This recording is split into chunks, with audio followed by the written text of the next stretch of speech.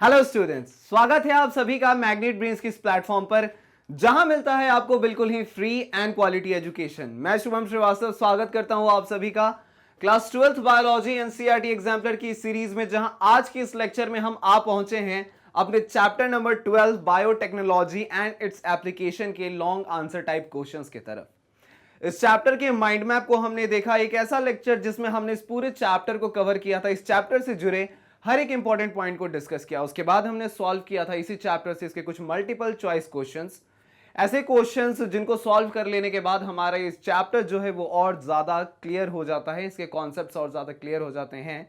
इसके बाद हमने सॉल्व किया था इसी से वेरी शॉर्ट, उसके बाद शॉर्ट, और आज हम आ पहुंचे हैं अपने लॉन्ग आंसर टाइप क्वेश्चंस में। तो लॉन्ग आंसर टाइप क्वेश्चन में हम किस तरीके से इन क्वेश्चंस का आंसर करते हैं, क्या हमारा वर्ड का लिमिट होना चाहिए, इन सारे चीजों पे आज का हमारा डिस्कशन होगा। हम देखेंगे कि कौन कौन से और किस किस टाइप के क्वेश्चंस हमारे इस चैप्टर से पूछे जा सकते हैं। एनसीईआरटी एग्जाम्पलर में जो हमें क्वेश्चन दिए गए हैं लॉन्ग आंसर टाइप, उसके बारे में आज हम देखेंगे और एक एक करके देखते हैं कौन कौन से वो बेहतरीन सवाल हैं हमसे पूछे गए।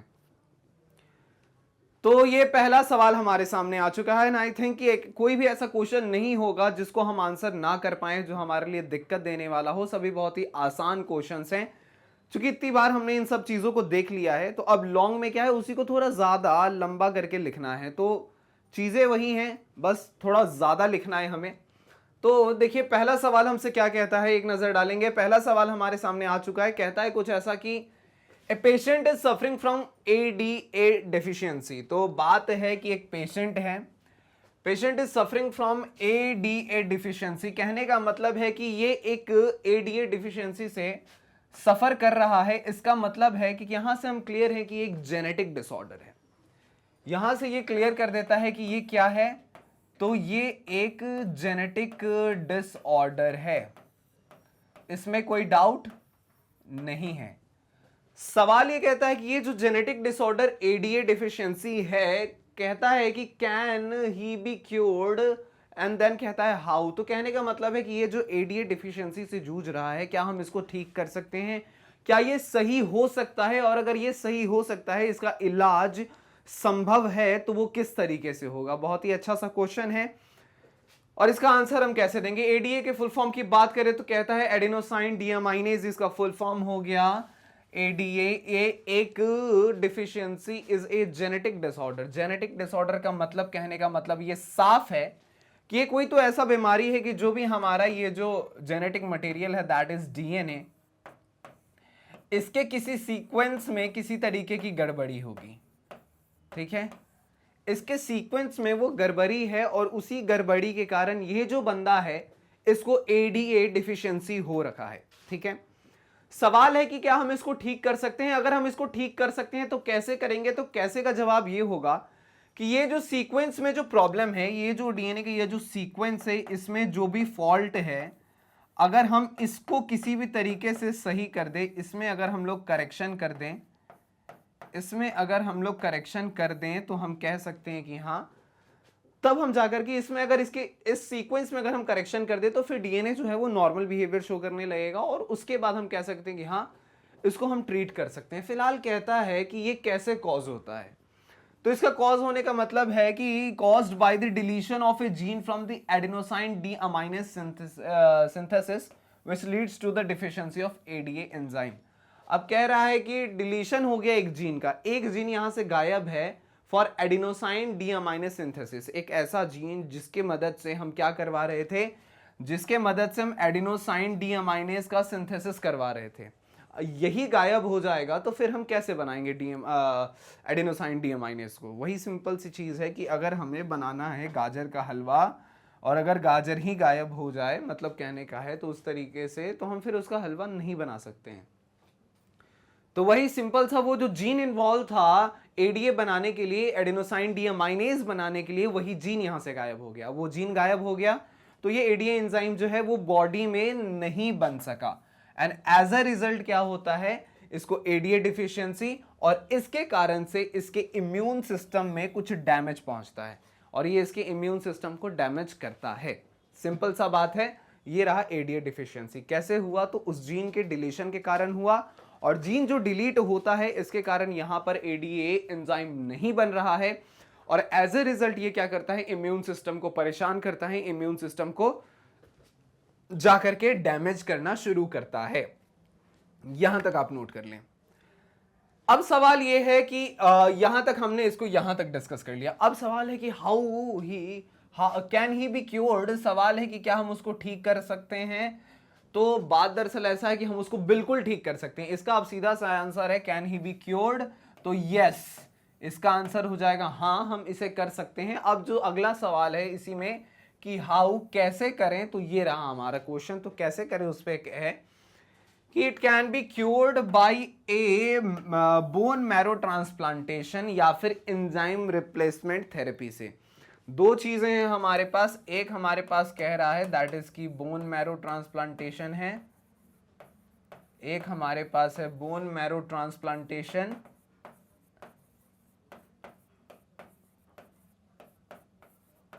और दूसरा है हमारे पास, एक है हमारे पास एंजाइम रिप्लेसमेंट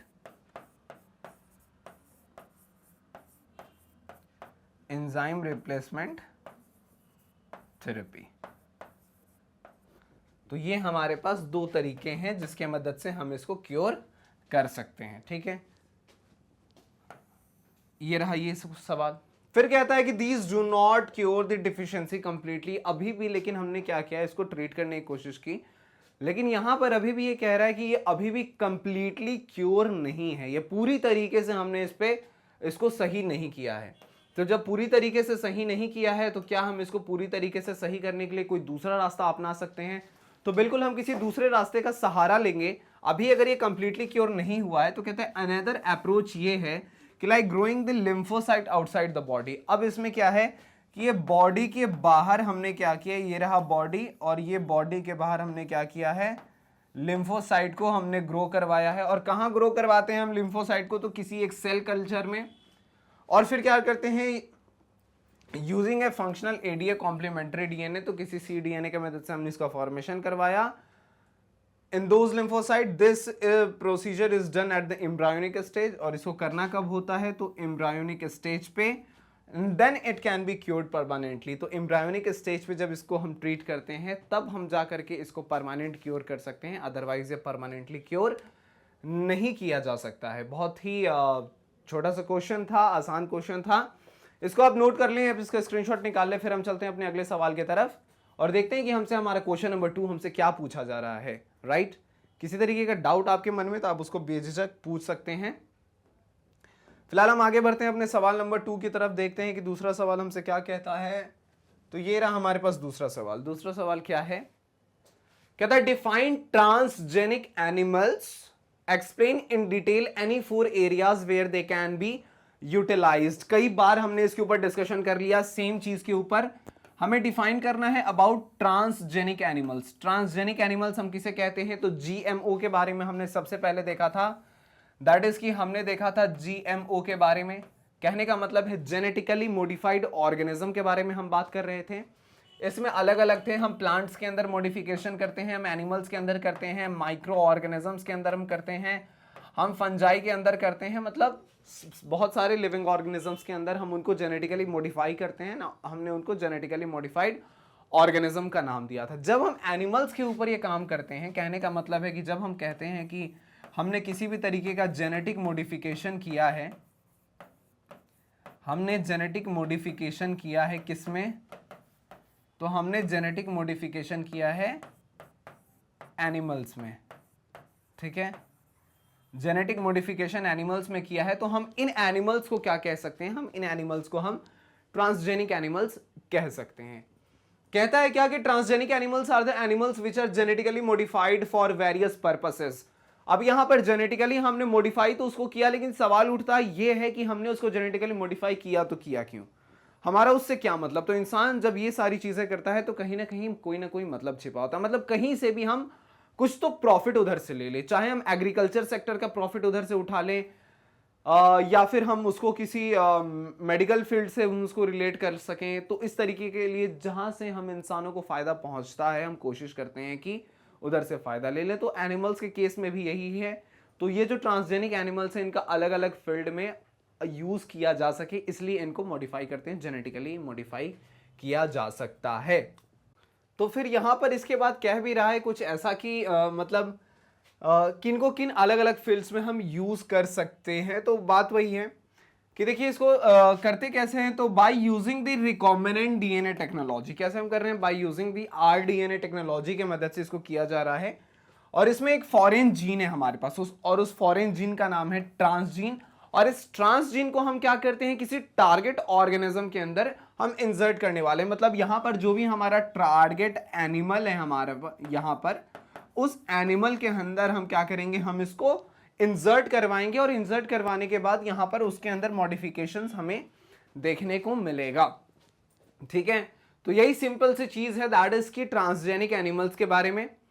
और अगर हम इसके दूसरे पार्ट पर आते हैं, इसी क्वेश्चन के दूसरे पार्ट पे कि भाई explain in detail any 4 areas where they can be utilise. तो कोई अदर 4 एरिया जहां पर हम इन सबको यूटिलाइज कर सकें। तो देखिए सबसे पहला है कि बायोलॉजिकल स्टडीज में हम इनका यूज कर सकते हैं। दूसरी चीज है इंक्रीज द एंड प्रोडक्ट, मतलब कि जो भी जैसे कि एनिमल हस्बेंड्री का ही केस हम ले लेते हैं। एनिमल हस्बेंड्री के केस में हम क्या चाहते हैं कि हम अलग अलग प्रोडक्ट्स को पाना चाहते हैं।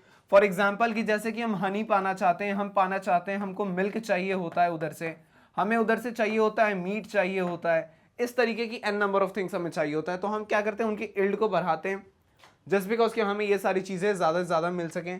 टेस्टिंग एंड क्लिनिकल ट्रायल्स में भी इनका यूज किया जाता है। Disease study and chemical safety testing में इन सब चीजों में इन एनिमल्स का हम यूज कर रहे होते हैं। तो ये कुछ एरियाज हैं जहां पर हमें ट्रांसजेनिक एनिमल्स का हम यूज करते हैं। इसको भी आप नोट कर सकते हो, आप इसका भी स्क्रीनशॉट ले सकते हो। फिर हम चलते हैं अपने अगले सवाल क्वेश्चन नंबर 3 की तरफ, देखते हैं कि उधर हमसे क्या पूछा जा रहा है। किसी तरीके का डाउट आपके मन में बिल्कुल ही आप पूछ सकते हैं, राइट। एक क्वेश्चन नंबर 3 हमारा हमसे क्या कहता है। क्वेश्चन नंबर 3 हमसे कहता है कुछ ऐसा कि you have identified a useful gene in bacteria. आपको बोल रहा है कि आपने एक बैक्टीरिया देखा, बैक्टीरिया के ऊपर आप स्टडी कर रहे थे।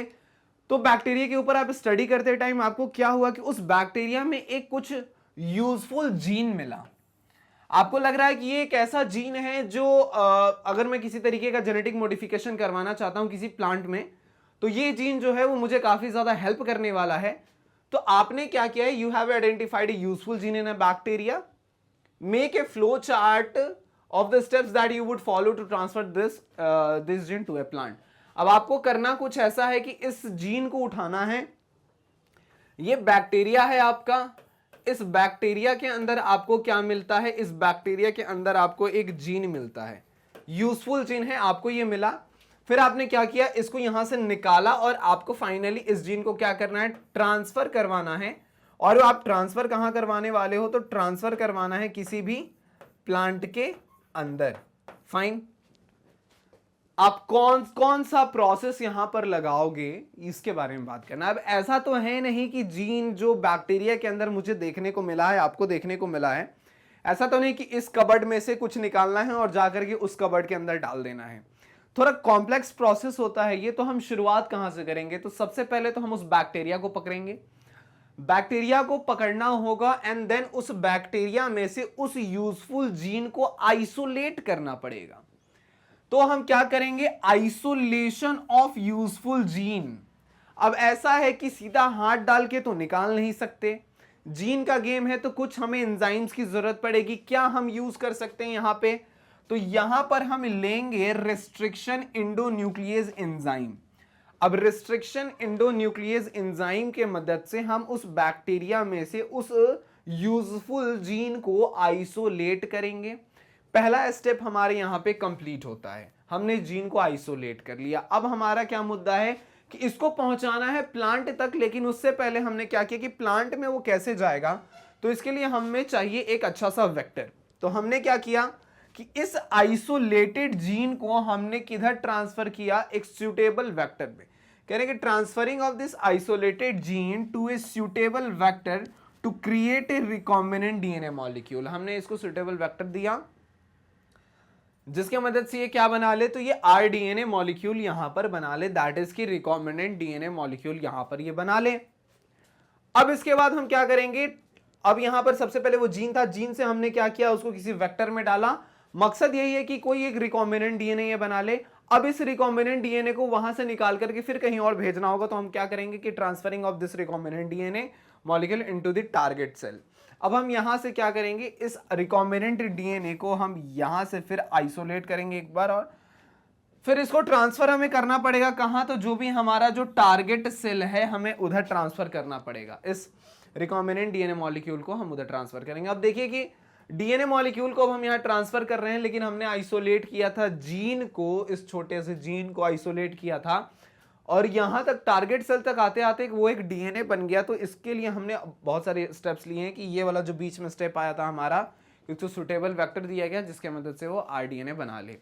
ये कुछ 3 स्टेप्स हैं, इसके बाद और भी स्टेप्स है, पहले आप इन 3 स्टेप्स को नोट कर लें, फिर हम चलते हैं अपने चौथे स्टेप की तरफ। देख रहे हैं कि चौथे स्टेप में हम क्या करेंगे, हमने टारगेट सेल में तो इसको ट्रांसफर करवा दिया, अब क्या, व्हाट नेक्स्ट, आगे हम क्या करेंगे भाई, आगे हम क्या करेंगे, इसके बाद क्या होगा, जैसे ही टारगेट सेल तक वो हमारा पहुंच गया डीएनए, कह रहे हैं कि screening of cells for obtaining the transformed cells and discarding the untransformed cell. अब यहां पर 2 चीजें हैं, हमने इसको क्या किया, ये हमारा क्या है, तो ये हमारा वो सेल है, कौन सा सेल है, तो ये हमारा टारगेट सेल है।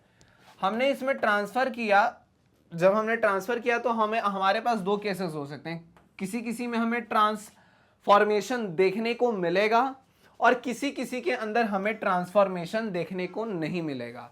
और हमारा मुद्दा यही है कि हमें वो ट्रांसफॉर्म्ड, जो ट्रांसफॉर्मेशन हुआ है हमें उसकी जरूरत है। तो हम सबसे पहले जांचेंगे, परखेंगे, और इसके बाद वैसे सेल्स जो ट्रांसफॉर्म हुए हैं हम उनको लेंगे, और जो सेल ट्रांसफॉर्म्ड नहीं हुए हैं हम उन सारे सेल्स को क्या करेंगे, इग्नोर करेंगे, हम उन्हें क्या करेंगे, डिस्कार्ड करेंगे। तो वही चीज है कि इसको डिस्कार्ड करना है और उन सेल्स को लेकर चलना है जो हमारा ट्रांसफॉर्म हुआ है। इसके बाद कहानी फिर चलेंगे हम 5वें स्टेप की तरफ, फिर कह रहे हैं कि selection of the required transform cells. अब ट्रांसफॉर्मेशन कैसा है इसके ऊपर भी एक नजर डालना जरूरी है, कि ये ट्रांसफॉर्मेशन वैसा ही है जैसा हमें चाहिए था, या फिर ये ट्रांसफॉर्मेशन हो सकता है वैसा है जैसा हमें नहीं चाहिए था, या हो सकता है कि हमें जो चाहिए था उसके आसपास जाके रह गया। तो उस केस में हम देखेंगे जो हमें रिक्वायर्ड ट्रांसफॉर्म सेल्स है, सबसे पहले तो जो ट्रांसफॉर्म नहीं हुआ हमें उसको किक आउट करना है, हमें बाहर करना है, डिस्कार्ड करना है। एंड देन हम क्या करेंगे, जो ट्रांसफॉर्म्ड हुए सेल्स को पकड़ेंगे, और इस ट्रांसफॉर्म्ड हुए सेल्स में भी हम कहां चलेंगे, तो हम चलेंगे जो हमारा रिक्वायर्ड ट्रांसफॉर्म सेल्स हैं हम उनको सेलेक्ट करेंगे। एंड देन इस सिलेक्शन के बाद हम कोशिश करेंगे कि हमें यही चाहिए था, अब हमें ये चीज मिल गया है, अब इसके नंबर को बढ़ाने के लिए इसको फिर आगे के इसके नंबर बढ़ाने के ऊपर हम डिस्कशन करेंगे। तो करेंगे यहां पे अगले स्टेप में regeneration of the plants from the transform cells to get the transgenic plant. अब हम क्या करेंगे, इसका रीजनरेशन करवाना चाहेंगे, किससे, तो उस ट्रांसफॉर्म सेल से जिसके मदद से हमें क्या मिल सके, तो जिसके मदद से हमें ये ट्रांसजेनिक प्लांट मिल सके। कहने का मतलब है, अगेन हम यहाँ पे बात कर रहे हैं किसके बारे में, तो हम बात कर रहे हैं जेनेटिकली मॉडिफाइड प्लांट्स के बारे में हम यहाँ पर बात कर रहे हैं, हमें ये यहाँ से देखने को मिल जाएगा। तो कहने का मतलब है कि एक बैक्टीरिया था हमारे पास, उस बैक्टीरिया में मुझे देखने को मिला एक यूजफुल जीन। मेरा सवाल, तो क्वेश्चन में हमसे बोला गया कि तुमको एक बैक्टीरिया के अंदर भाई एक यूजफुल जीन देखने को मिला, कोई दिक्कत नहीं है, मिला, बिल्कुल मिला होगा। अब हमें करना क्या है, तो हमें करना है कुछ ऐसा कि उस बैक्टीरिया में से उस जीन को निकालना है और हमें एक प्लांट में पहुंचाना है जिसके मदद से उस प्लांट को हम मॉडिफाई कर सके। सॉरी, तो पहला स्टेप हम यही करेंगे कि उस बैक्टीरिया से आइसोलेट करेंगे हम उस जीन को। अब एंजाइम की जरूरत है, तो हम कौन से एंजाइम का यहां पर यूज करेंगे, तो that is restriction endonuclease enzyme का हम यूज करने वाले हैं। इसके बाद हम क्या करेंगे, इसके आइसोलेशन के बाद हमें जरूरत है कि हम क्या करें, इसको किसी वेक्टर का सहारा दे, तो हम इसको किसी वेक्टर में ट्रांसफर करेंगे और वहां से क्या बनेगा, हमारा रिकॉम्बिनेंट डीएनए बन जाएगा हमारा। इस रिकॉम्बिनेंट डीएनए मॉलिक्यूल को वहां से निकाल करके हम टारगेट सेल तक पहुंचाएंगे। टारगेट सेल में पहुंचाने के बाद 2 कंडीशंस बन सकती हैं, एक जहां पर हमें ट्रांसफॉर्म सेल देखने को मिलेगा और दूसरा जहां हमें ट्रांसफॉर्म सेल देखने को नहीं मिलेगा। तो ऐसे जगह जहां पर ट्रांसफॉर्म सेल देखने को मिलेगा हम उसे बचा करके रखेंगे, एंड दूसरे केस में जहां हमें ट्रांसफॉर्म सेल्स नहीं मिलेगा हम उस पर ध्यान नहीं देंगे, हम उसे इग्नोर करेंगे, हम उसे डिस्कार्ड करेंगे। 5वें स्टेप की तरफ जैसे ही हम बढ़ेंगे तो हमारा जो ट्रांसफॉर्म्ड सेल्स है उसको भी हमें ठीक से देखना है, क्या यह ट्रांसफॉर्मेशन वैसा है जैसा हमें चाहिए। तो फिर वहां पर भी जो हमारा टारगेट ट्रांसफॉर्मेशन था, हम उसे जो हमारा टारगेट था उस वाले ट्रांसफॉर्म सेल्स को उठाएंगे, एंड देन हम क्या करेंगे, इसका रीजनरेशन करवाना चाहेंगे, एंड देन इसके मदद से हम क्या करेंगे, एक जेनेटिकली मॉडिफाइड प्लांट हमको देखने को मिलेगा, दैट इज ट्रांसजेनिक प्लांट। तो ये रहा इसके कुछ स्टेप्स, नोट कर सकते हो, स्क्रीनशॉट निकाल सकते हो। उम्मीद है समझ में आ रहा होगा। अगर किसी तरीके का डाउट है तो आप बिल्कुल ही पूछ सकते हैं, कोई दिक्कत नहीं है। फिर आगे चलते हैं, अगले सवाल की तरफ देखते हैं कि नेक्स्ट क्वेश्चन हमसे क्या पूछा जा रहा है, राइट।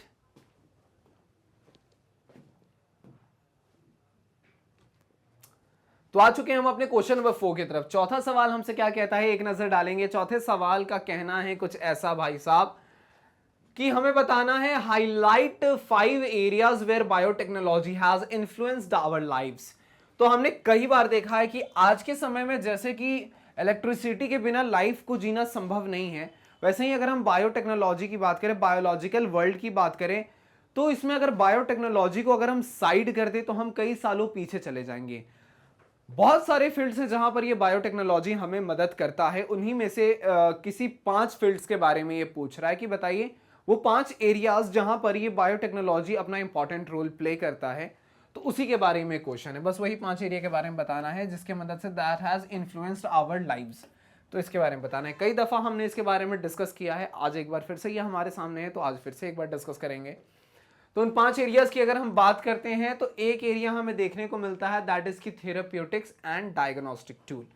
सबसे पहले बात करें तो ये मेडिकल साइंस में बहुत बड़ा रोल प्ले करता है। मेडिकल साइंस को अगर आज बायोटेक्नोलॉजी को साइड करके अगर मेडिकल साइंस को अगर हम सामने रखें तो मेडिकल साइंस काफी अधूरा है।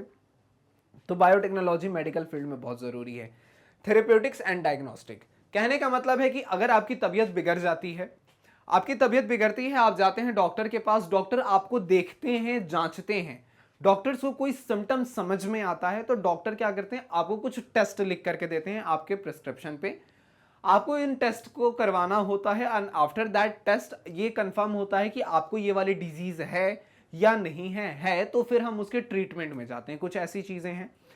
तो सेम वही चीज है कि आपकी तबीयत अगर बिगड़ती है, किसी XYZ पर्सन की तबीयत अगर बिगड़ी, वो गया डॉक्टर के पास, डॉक्टर को कोई सिम्टम समझ में आता है, डॉक्टर ने आपको लिखा है क्या, तो डॉक्टर ने आपको लिखा क्या, PCR लिख दिया या फिर डॉक्टर ने आपको RT-PCR लिख दिया, क्या है भाई, तो पता चलता है क्या कि ये कोई तो ये एक टेस्ट है जिसके मदद से हम क्या, हमें पता चलेगा कि इस पर्सन को कोई बीमारी है या नहीं है। तो ये क्या है, एक बायोटेक्नोलॉजी का प्रोसेस है।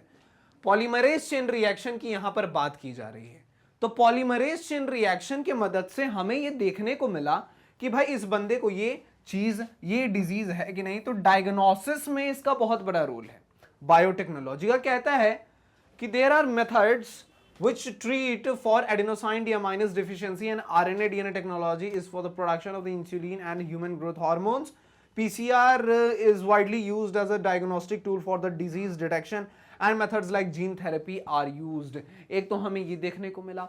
दूसरी चीज है कि अगर उसको किसी डिजीज उसको हो जाता है, कंफर्म है कि इसको ये डिजीज है, देन उसको ट्रीट करने के लिए भी बहुत सारी चीजें, जैसे कि जीन थेरेपी का अगर हम बात कर लें, अल्टीमेटली उसके उस बिगड़े हुए तबीयत को सुधारा जा रहा है। मतलब मेडिकल साइंस में कहीं ना कहीं हमारे ये यूज हो रहा है। तो जीन थेरेपी है, जीन रिप्लेसमेंट थेरेपी है, ये सब किधर से आया, तो ये सारा बायोटेक्नोलॉजी का एक पार्ट है। तो यहां से ये सारी चीजें निकल के आई। आज के समय में जो बहुत सारे मैक्सिमम ऑफ द पॉपुलेशन में देखने को मिलता है, दैट इज कि डायबिटीज की अगर हम बात कर लें, तो जहां पे ग्लूकोज जो हमारे बॉडी में, हमारे ब्लड में वो ग्लूकोज का लेवल जो बढ़ जाता है इंसुलिन की कमी होने के कारण, तो इंसुलिन को आइसोलेट करना दूसरे एनिमल से, फिर उसको आपके बॉडी तक पहुंचाना, तो ये भी बायोटेक्नोलॉजी का पार्ट है। तो कहीं ना कहीं ये समझ में आ रहा है कि पहले अगर हम फील्ड की बात करें तो थेरेप्यूटिक्स एंड डायग्नोस्टिक टूल ये बायोटेक्नोलॉजी का पहला वो एरिया है जहां पर बायोटेक्नोलॉजी को बहुत ही ज्यादा हम यूज करते हैं। इंपॉर्टेंट पॉइंट नोट कर सकते हैं। फिर हम आगे चलते हैं अपने दूसरे पॉइंट को डिस्कस करने। दूसरा पॉइंट कहता है कि genetically modified plants and animals. तो genetically modified plants and animals भी हम बायोटेक्नोलॉजी के मदद से बनाते हैं।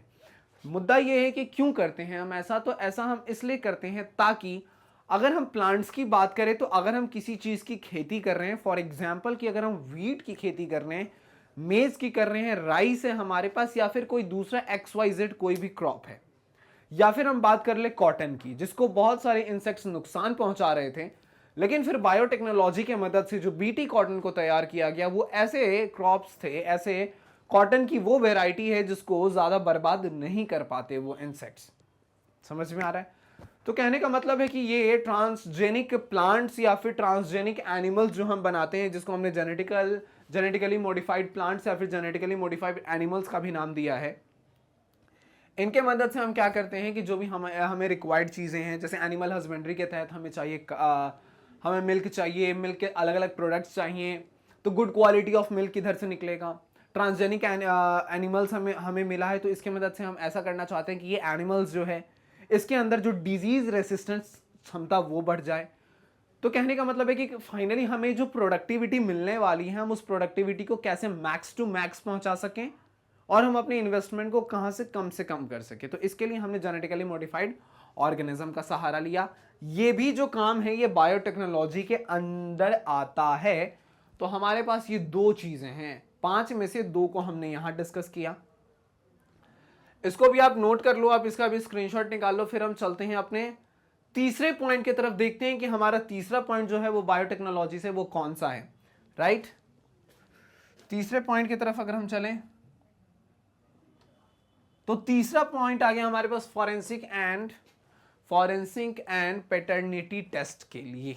इसके लिए भी हम इसका यूज करते हैं। तो फॉरेंसिक लैब्स में देखिए ऐसा होता है कि आज के समय में क्या है कि biotechnology methods like DNA fingerprinting, कहने का मतलब है कि अगर कहीं पे भी चोरी होती है या कहीं पे किसी तरीके का मर्डर होता है या फिर इस तरीके की जो चीज़ें होती, क्राइम्स की अगर हम बात कर ले तो क्राइम्स में आपको देखने को मिलता है कुछ ऐसा कि अगर किसी वेपन के थ्रू अगर वो काम किया गया है तो उस पर टेस्ट किया जाता है कि भाई इस पर फिंगरप्रिंट कौन सा है, किसका फिंगरप्रिंट है।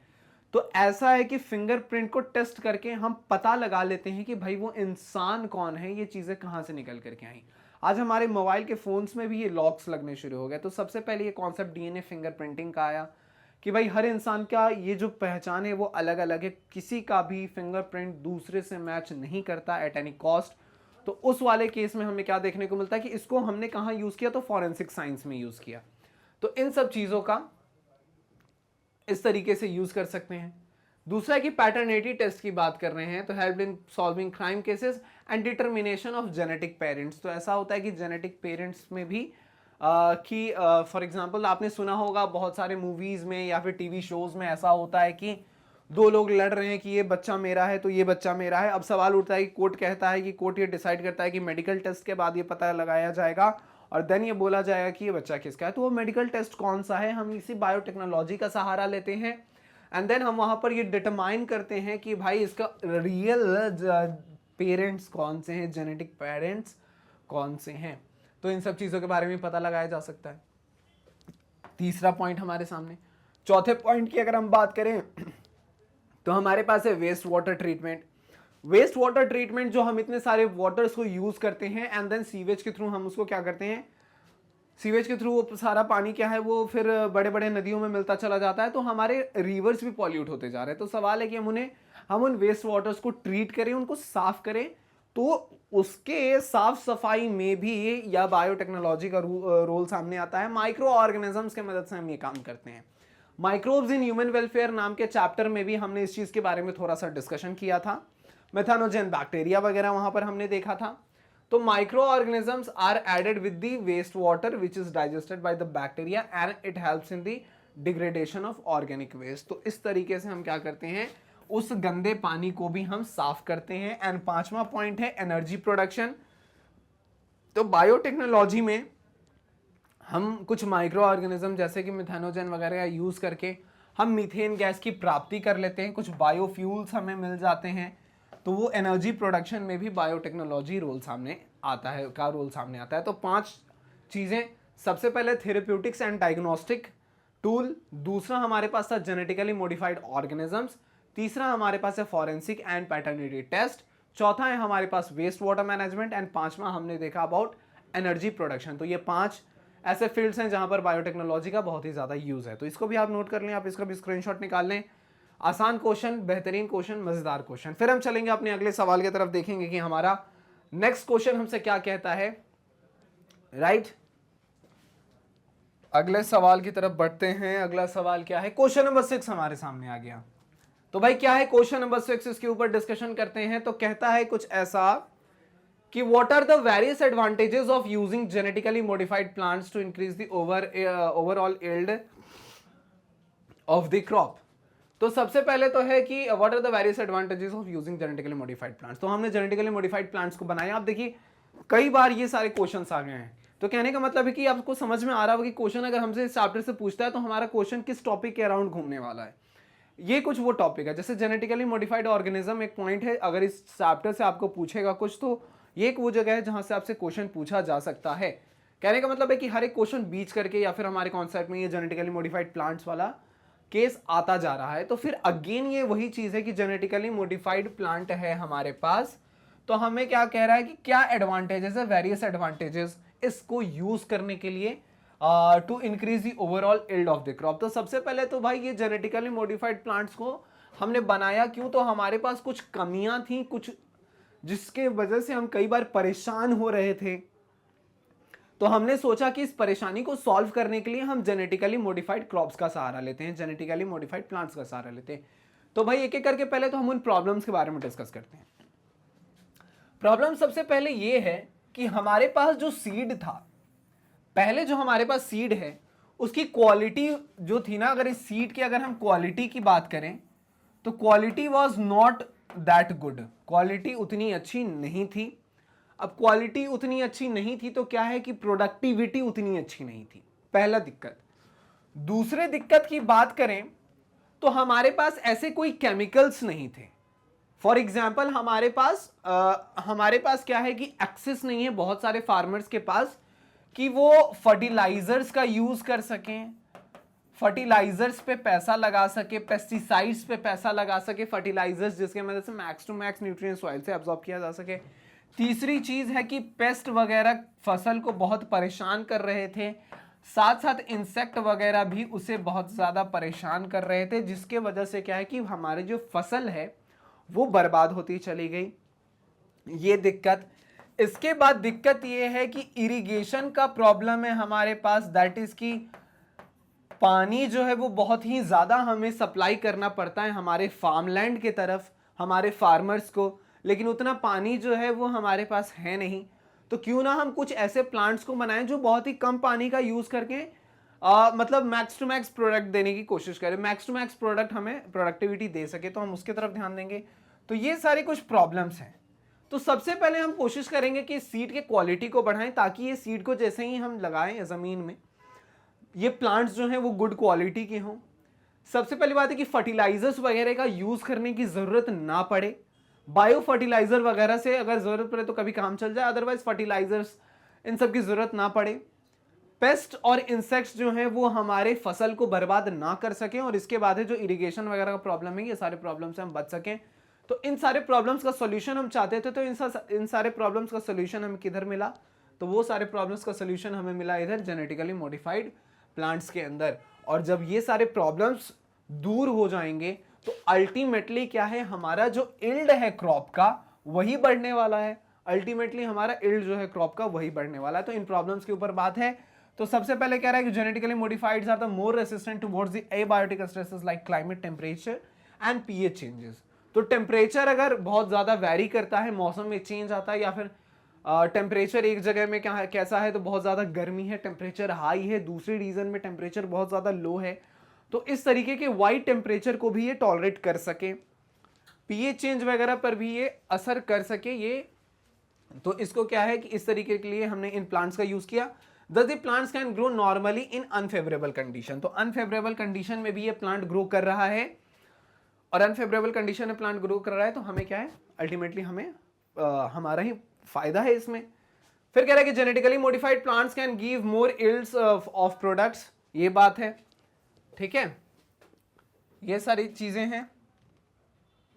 फिर कहता है कि genetically modified plants are more resistant toward pest and insects. तो पेस्ट और इंसेक्ट्स पे भी हमने काबू पा लिया। Genetically modified plants are used for growing crops with higher nutritional values.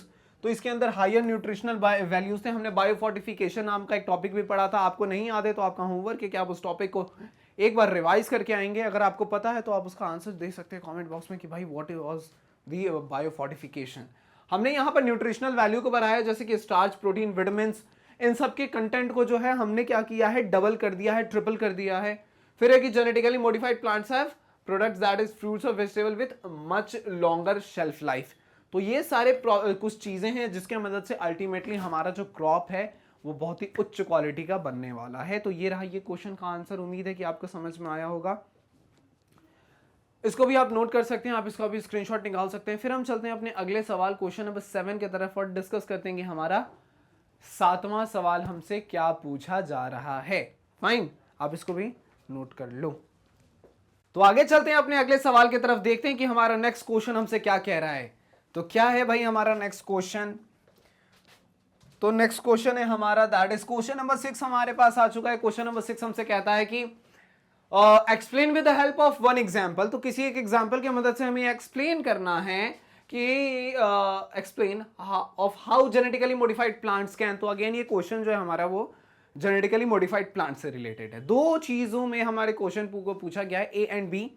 ए में पूछ रहा है कि कैसे ये जेनेटिकली मॉडिफाइड प्लांट्स जो हैं उसने केमिकल पेस्टिसाइड्स के यूजेस को कम कर दिया है, और दूसरे में पूछ रहा है कि enhances the nutritional value of the food crop. और फूड क्रॉप के न्यूट्रिशनल वैल्यू को जो है उसने इनहांस कर दिया है। बहुत ही आसान सी चीज है, कई दफा हमने देखा है इस चीज को कि ऐसा है ऐसा है। अब वही सवाल है कि ऐसा कैसे है, वही बताना है। तो सबसे पहली बात की जो केमिकल पेस्टिसाइड्स हम यूज कर रहे थे इसके मदद से हमारे क्रॉप्स को भी थोड़ा बहुत नुकसान पहुंच रहा था। तो हमने क्या किया कि क्यों ना हम एक ऐसे प्लांट को बनाएं जिस प्लांट के मदद से प्लांट के अंदर ही वो प्रॉपर्टी हो कि उस पे पेस्ट का ग्रोथ ना हो सके, केमिकल पेस्टिसाइड्स का हम यूज हम वहां पर नहीं करें। हम ऐसे जेनेटिकली मॉडिफाइड प्लांट को बनाना चाह रहे हैं। तो कहानी यहां से शुरू होती है। एक है हमारे पास नीमेटोड जिसका नाम है meloidogyne incognita, is known to cause the root rot in tobacco plant. तो टोबैको प्लांट में क्या करता था, रूट रॉट ये कॉज कर रहा था। तो initially nematocides were used to deal with the nematode. तो इसलिए शुरुआत के समय में नेमेटोसाइड्स का यूज कर रहे थे, मतलब एक ऐसा केमिकल जिसके मदद से हम क्या कर रहे हैं, हम नेमेटोड को किल कर रहे हैं, नेमेटोड को मार रहे हैं। RNA interface RNAi method was developed by the scientist to kill the nematodes by modifying the tobacco crop. अब क्या था कि अब हमने नेमेटोसाइड्स को यूज नहीं किया, जो कि पहले हम नेमेटोसाइड्स को यूज कर रहे थे जिसके मदद से हम इस नेमेटोड को हम लोग मार रहे थे। अब हमने RNAi टेक्नोलॉजी के मदद से हमारे साइंटिस्ट ने क्या किया, प्लांट्स के अंदर ही वो मॉडिफिकेशन जिसके उस टोबैको क्रॉप के अंदर ही मॉडिफिकेशन किया जिसके मदद से नेमेटोड को किल किया जा सके। Scientist introduced a host specific double stranded DNA। तो साइंटिस्ट ने यूज किया एग्रोबैक्टीरियम ट्यूमेफेसियंस को, और इधर से उन्होंने क्या लिया, एक host specific double stranded DNA, और इसके मदद से उस प्लांट में किया गया मॉडिफिकेशन। और प्लांट में टोबैको प्लांट में मॉडिफिकेशन करने के बाद इसमें रूट रॉट कॉज करने वाला वो नेमेटोड को ऐसे ही मारा जा सकता था। तो अब जो है वो नेमेटोसाइड की जरूरत नहीं थी। नोट कर सकते हैं आप, स्क्रीनशॉट ले सकते हैं। फिर हम चलते हैं आगे, डिस्कस करते हैं इसके बी वाले पार्ट को कि कैसे ये जेनेटिकली मॉडिफाइड प्लांट्स जो हैं, इस जेनेटिकली मॉडिफाइड प्लांट्स के मदद से ये जो हमारे ये जो क्रॉप हैं, हमारे जो फूड क्रॉप्स हैं, इनके न्यूट्रिशनल वैल्यू को बढ़ाया गया है, राइट। तो हमारे पास है example that is of golden rice. तो golden rice is the transgenic variety of basmati rice. तो गोल्डन राइस जो है वो क्या है, पहले हमारे पास ये बासमती राइस, इस बासमती राइस में किया गया कुछ ट्रांसजेनिक चेंजेस, मतलब ट्रांसजेनिक इसमें क्या किया गया, जेनेटिकल मॉडिफिकेशन किया गया, और जेनेटिक मॉडिफिकेशन के बाद बनकर के ये बासमती राइस से हमें मिलता है यहां पर गोल्डन राइस।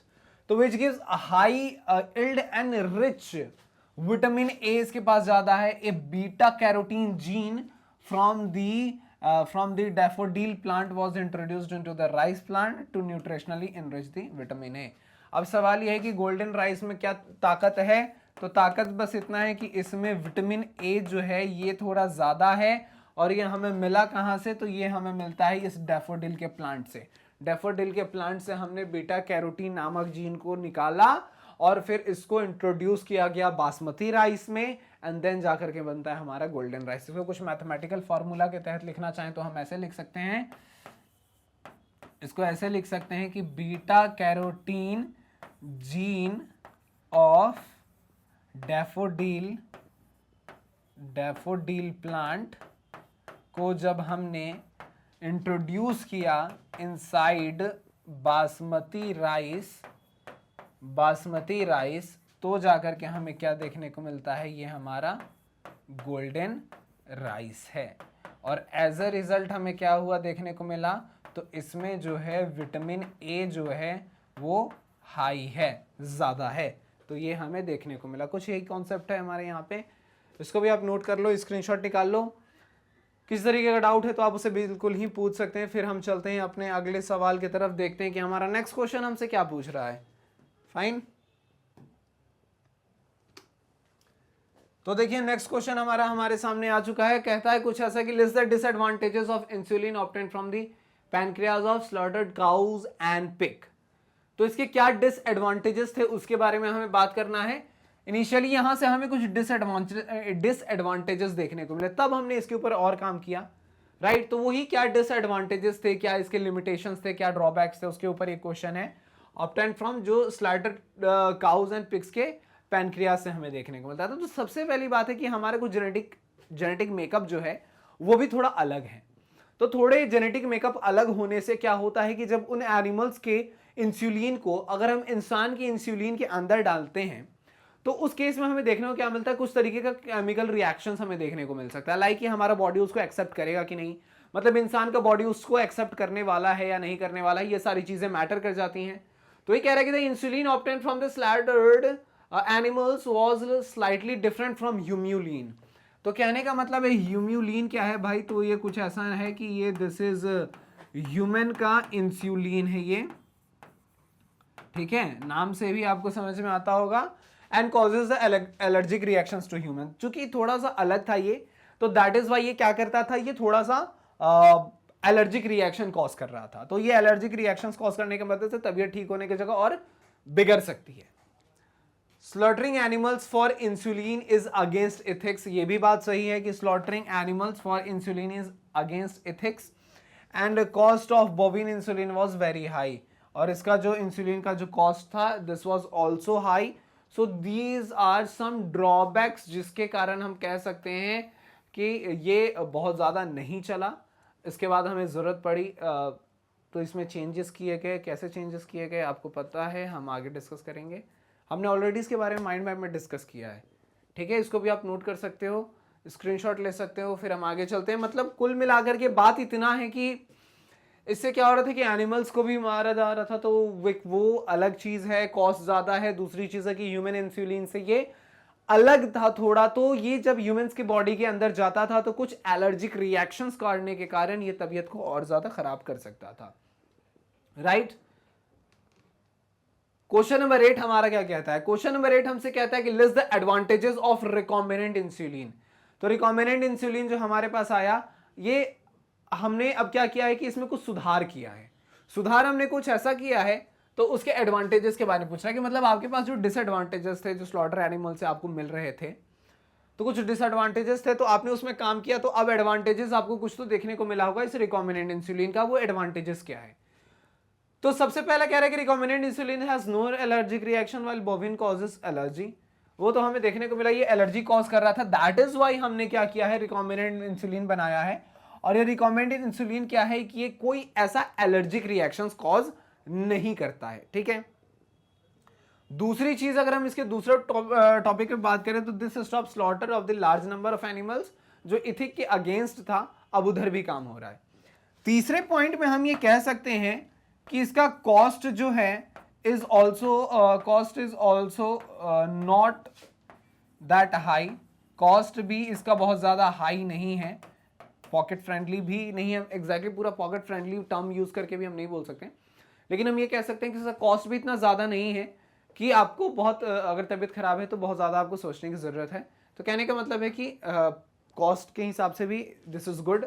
सो ये कुछ एडवांटेजेस हैं हम कह सकते हैं about the recombinant insulin, right. इसको भी आप नोट करेंगे, इसका भी आप स्क्रीनशॉट निकालेंगे। फिर हम चलते हैं अपने अगले सवाल क्वेश्चन नंबर 9 की तरफ, देखते हैं कि हमारा 9th क्वेश्चन हमसे क्या कह रहा है। ठीक है, ये आ गए हम अपने क्वेश्चन नंबर 9 की तरफ, और क्वेश्चन नंबर 9 हमसे कहता है कुछ ऐसा कि what is meant by the term biopesticides. हमने पेस्टिसाइड्स के बारे में सुना, केमिकल पेस्टिसाइड्स के बारे में देखा कि मतलब ऐसे हैं जिसके मदद से क्या करते हैं हम पेस्ट पे कंट्रोल करते हैं। लेकिन यहां पर है कि क्या आप समझते हैं टर्म बायोपेस्टिसाइड से? कुछ तो ऐसा लग रहा है सर कि ये बहुत ज्यादा इसमें केमिकल्स का मामला नहीं है। Name and explain the mode of action of popular biopesticides. तो name and explain the mode of action of ऐसे बायोपेस्टिसाइड्स के बारे में। तो क्या है बायोपेस्टिसाइड्स? तो these are the biologically present substances which are used to control the pest। तो नेचुरली बायोलॉजिकली प्रेजेंट ऐसे सब्सटेंसेस को हमने यूज किया है जिसके मदद से हम पेस्ट को किल कर रहे हैं। तो वही जो केमिकल्स की मदद से हम जिन पेस्ट को किल कर रहे थे, अब बायोलॉजिकली प्रेजेंट उन सारे चीजों की मदद से हम उन पेस्ट को किल करने जा रहे हैं। तो इसके मदद से क्या होता है, हमारा पेस्ट किल होते हैं एंड हम इन्हें बायोपेस्टिसाइड्स के नाम से जानते हैं। मोड ऑफ एक्शन की बात करें तो कहता है कि देखिए हमने एक चीज हमने बीटी कॉटन के बारे में भी डिस्कस किया था, दैट इज कि स्पेसीज स्पेसिफिक है। कहने का मतलब है कि ये कुछ ऐसे हैं होते हैं कि लाइक सारे अलग अलग स्पेशीज का अगर अटैक होता है तो ऐसा नहीं है कि सारे स्पेशीज को ये मारने वाले हैं। तो जैसे कि these are narrow spectrum and species specific. Example अगर हम बात करें BT cotton which is obtained from the bacillus thuringiensis is used against the insects. ठीक है, तो ये एक जीएम प्लांट्स हो गया। तो the insect were ingesting the BT cotton due to the presence of alkaline nature, BT toxin gets activated, binds the gut wall and creates the pore, hence the insects die. तो उनके गट में जाकर के ये दिक्कत पहुंचाता है और इस तरीके के चेंजेस हमने किए तो ये बीटी कॉटन जाता है और उस तरीके के इंसेक्ट से, पेस्ट से ये बच सकता है। तो इसको भी आप नोट कर लें, स्क्रीनशॉट निकाल लें। फिर हम आगे चलते हैं, इसमें आगे की ओर बढ़ते हैं। फाइन, क्वेश्चन नंबर 10 हमारा क्या कहता है? क्वेश्चन नंबर 10 हमसे कहता है कुछ ऐसा कि नेम दी 5 की tools for accomplishing the task of recombinant DNA technology. तो मतलब आपको रिकॉम्बिनेंट डीएनए टेक्नोलॉजी पे काम करना है, तो उसमें आपके जो 5 की टूल्स हैं उसके बारे में बात करनी है, and also mention the functions of each tool, और सारे टूल्स के फंक्शंस के बारे में ही बात करना है। तो ये रिकॉम्बिनेंट डीएनए टेक्नोलॉजी में सबसे पहले रूल सामने आता है, दैट इज की रिस्ट्रिक्शन एंडोन्यूक्लियस का। हमें कोई चीज आइसोलेट करना है, कहीं से हमें आइसोलेट करना है, तो हमने क्या किया, रिस्ट्रिक्शन एंडोन्यूक्लियस का सहारा लिया, और इसके मदद से it cuts the DNA sequence at the specific position. तो ये किसी स्पेसिफिक पोजीशन पे क्या करता है, किसी डीएनए को कट करता है। तो यही कह रहा है कि it cuts the DNA sequence at specific position. तो किसी स्पेसिफिक पोजीशन पे जाकर के ये डीएनए में कट लगाता है, राइट। ये पॉइंट हो गया। सेकेंड में हम यूज करते हैं वेक्टर को, और इस वेक्टर में हम क्या करते हैं, ये बहुत इंपॉर्टेंट टूल माना गया है, लिखता है कि most important tool for the rDNA technology, क्योंकि vector contain a site for the insertion of the gene of interest called the origin of replication. तो यहाँ पर फिर क्या होता है कि ये कोई जीन वगैरह है तो इसको वेक्टर में डाला गया और यहाँ से फिर आरडीएनए हमें बनता हुआ दिखता है। तो रिस्ट्रिक्शन एंडोन्यूक्लियस के बाद हमारे पास वेक्टर, एंड वेक्टर के बाद हमारे पास आ गया डीएनए लाइगेज। डीएनए लाइगेज का काम हम जानते हैं, दैट इज कि इसका काम है कि डीएनए स्ट्रैंड्स को ये जोड़ेगा। तो वही कह रहा है कि DNA ligase it facilitates the joining of desired DNA with the vector DNA. तो यहाँ पे डीएनए के स्ट्रैंड्स को ये जोड़ा जा रहा है। इसके बाद कहानी है पॉलीमरेज। इसका चौथे नंबर पे आ गया पॉलीमरेज। तो कहता है कि the enzyme makes multiple copies of rDNA, और यहाँ पर पॉलीमरेज का मतलब है दो वर्ड्स के मिलने से बना है, एक तो पॉली है, मरेज है, मतलब एक से ज्यादा का यहाँ पे काम होने वाला है। तो ये कि मल्टीपल कॉपीज यहाँ पर बनाई गई, और फिर इसको होस्ट सेल जो है, जो हमारा जो टारगेट सेल है, the cell which was takes the rDNA and changes itself to the transformant, और ये जो टारगेट सेल होता है ये उसकी बात की जा रही है, वहां पर हम इसे पहुंचाते हैं, फिर हमें ट्रांसफॉर्मेशन देखने को मिलता है। तो हमारे पास क्या क्या टूल्स हैं, starting starting from restriction endonuclease हम चले हैं वेक्टर, तीसरा हमारे पास है डीएनए लाइगेज, चौथा है पॉलीमरेज एंड पांचवा है हमारे पास होस्ट सेल। तो ये कुछ 5 हमारे पास थे, ठीक है। इस सबको भी आप नोट कर सकते हो, स्क्रीनशॉट निकाल सकते हो, राइट। फिर हम आगे चलते हैं, राइट। तो इस तरीके से कंप्लीट किया हमने इस प्यारा से चैप्टर से लॉन्ग आंसर टाइप क्वेश्चन को। उम्मीद है कि आपको सारी चीजें समझ में आई होंगी। इस चैप्टर से जुड़े हर एक पॉइंट के ऊपर हमने डिस्कशन किया है, कोई पॉइंट ऐसा नहीं है जिसको हमने छोड़ा हो। तो उम्मीद है कि इस चैप्टर से जुड़े हर एक पॉइंट को आपने पढ़ा है, जाना है, समझा है। किस तरीके के डाउट है आप उसको बेझिझक पूछ सकते हैं। एक और इन्फॉर्मेशन आपके लिए, that is about magnet brains. ये एक ऐसा प्लेटफॉर्म जो दे रहा है आपको बिल्कुल ही फ्री एंड क्वालिटी एजुकेशन। बात करें हम सीबीएसई इंग्लिश मीडियम की, बात करें हम CBSE Hindi medium, different state boards हो या फिर competitive exams like NTSC, CUET, olympiad, सबकी तैयारी कराई जाती है बिल्कुल ही फ्री में। सारे वीडियोस आपको मिल जाएंगे हमारे यूट्यूब चैनल पे। अगर आपको वीडियोस ढूंढने में परेशानी हो रही है तो आप डाउनलोड कर सकते हैं हमारे ऐप को, या फिर आप विजिट कर सकते हैं हमारी वेबसाइट www.magnetbrains.com। यहाँ आकर के आपको अपने क्लास को चुनना है, सब्जेक्ट को चुनना है, चैप्टर पे जाना है, लेक्चर्स को चुनना है, वीडियोस को देखना है, एग्जामिनेशन के प्रिपरेशन को मजबूत बनाना है और एग्जामिनेशन में रॉक भी करना है। तो इन्हीं अच्छे बातों के साथ हंसते रहिए, मुस्कुराते रहिए और पढ़ते रहिए मैग्नेट ब्रेन्स के साथ। Tata, thank you, bye bye.